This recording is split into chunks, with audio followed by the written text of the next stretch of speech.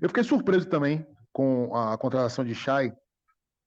Surpreso porque eu achava realmente que Chay talvez ainda tivesse espaço nesse time do Botafogo, né? Diante do que é a irregularidade do Botafogo na Série A.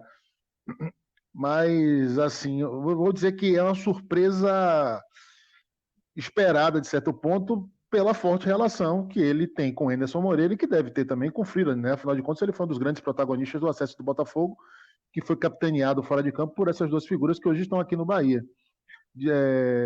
O que não me surpreende, melhor dizendo, é a falta de originalidade do Bahia, né? Que foi buscar o técnico do Botafogo, agora está indo buscar talvez o melhor jogador do Botafogo do ano passado.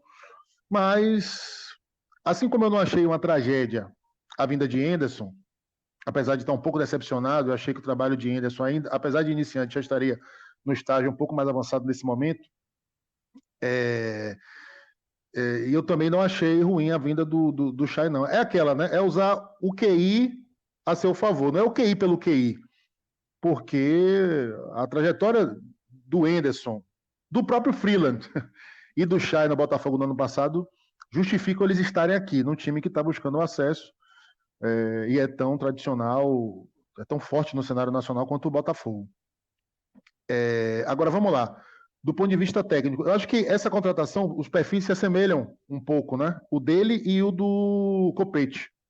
Claro, o Chay é um jogador mais jovem, Chay não tem a carreira que o Copete tem, mas assim como o Copete tem a seu favor no currículo uma grande Série B e uma Série B fresquíssima na memória, né?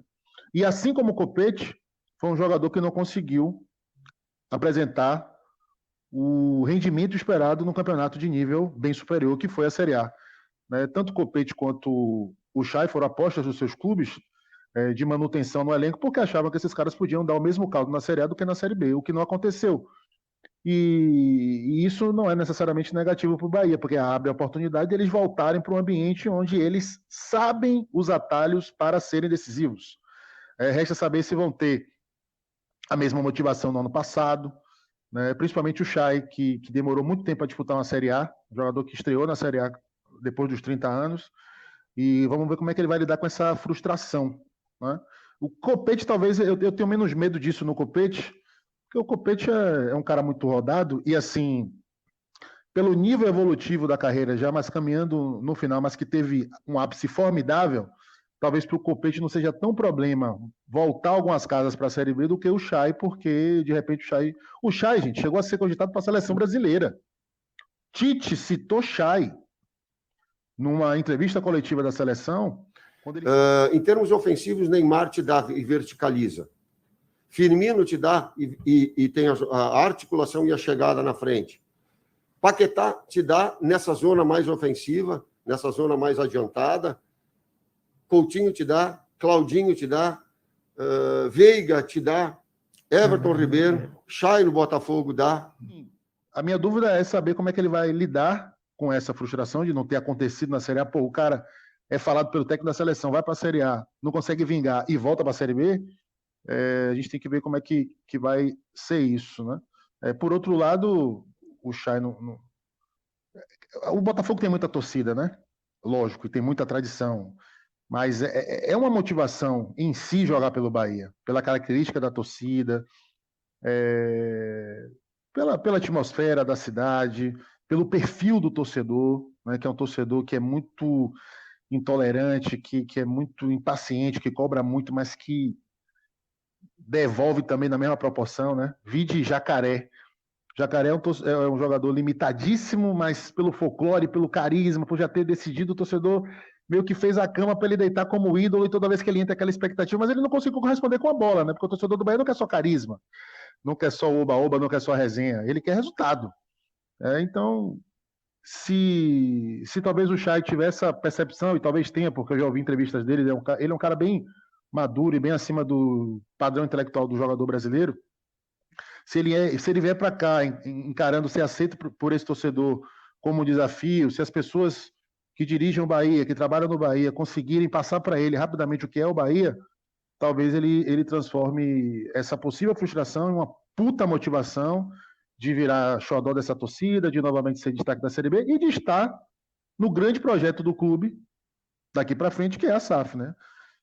Eu acho que os jogadores do Bahia tinham que ter consciência de que só depende deles. Está no projeto do ano que vem, né? Um Bahia mais estruturado, um Bahia com mais visibilidade, o Bahia certamente com mais competitividade, um Bahia que vai pagar salários mais altos, um Bahia que, não no caso do Chay, mas de repente no caso do Chay sim, pode abrir mercados aí estrangeiros interessantes, como o mercado americano, o mercado do Oriente Médio, e eu acho que essa motivação tem que estar principalmente nos jogadores mais jovens do Bahia, né? Se fazer parte de um projeto capitaneado pelo City, as portas que o City abre, né, os horizontes para a carreira. Então é isso, eu acho que foi uma contratação um pouco original, mas eu acho que pode ser muito positiva. E eu falei muito sobre o entorno e não falei sobre a questão técnica. Só para encerrar, e prometo que não me alongar mais, eu acho que ele cai como uma luva em termos de necessidade do Bahia, em termos de ampliação do repertório naquele setor ali de meia central. Porque o Daniel é um jogador que ele é muito mais confortável para ele atuar longe do gol. Quanto mais longe do gol que ele tiver, quanto mais longe do entre linhas, né? Aquela zona mais conflituosa, mais problemática, talvez mais violenta do futebol. O Daniel ele foge disso. O Guto tentou fazer com que o Daniel habitasse mais esse setor do campo. Talvez essa coragem dele, Ivan, no começo do Campeonato Brasileiro, tenha feito com que ele fosse o destaque do time, mas ele nitidamente não ficou à vontade, ele se acomodou, ele foi recuando, ele ficou na zona de conforto, perdeu protagonismo e, consequentemente, o Bahia também cai de desempenho, porque, como você mesmo falou, já há um bom tempo o Daniel é o termômetro desse time. Então é por isso que eu não voto nele como o melhor jogador do Bahia no campeonato, porque não teve regularidade. Concordo com você que foi protagonista ao lado do Rezende na primeira etapa do primeiro turno, mas depois isso se perdeu. Já o Chay é diferente, né? O Chay gosta do confronto, o Chay entra na área, o Chay faz gol, né? Fez muitos gols decisivos ano passado pelo Botafogo. Eu acho que são jogadores de características complementares. Acho difícil eles jogarem juntos, a não ser em circunstância de jogo, porque são jogadores que contribuem muito pouco para o jogo defensivo. Mas eu acho que vai ser uma briga muito interessante e muda a característica do meio de campo do Bahia. Com o Daniel é um meio de campo talvez com mais posse de bola, mas uma posse de bola estéreo, né? Com o Chay você em tese tem menos posse de bola, mas você tem uma superioridade numérica quando você estiver atacando, porque você tem mais um cara para concluir. E aliás, o Chay é bom finalizador, coisa que os atacantes do Bahia, sobretudo da Avó, não são, apesar do Bahia ter um dos melhores ataques do campeonato. Então eu acho que foi uma bela atacada do Bahia no mercado, diante das possibilidades financeiras do clube, e diante do que foi o Chay na Série B do ano passado.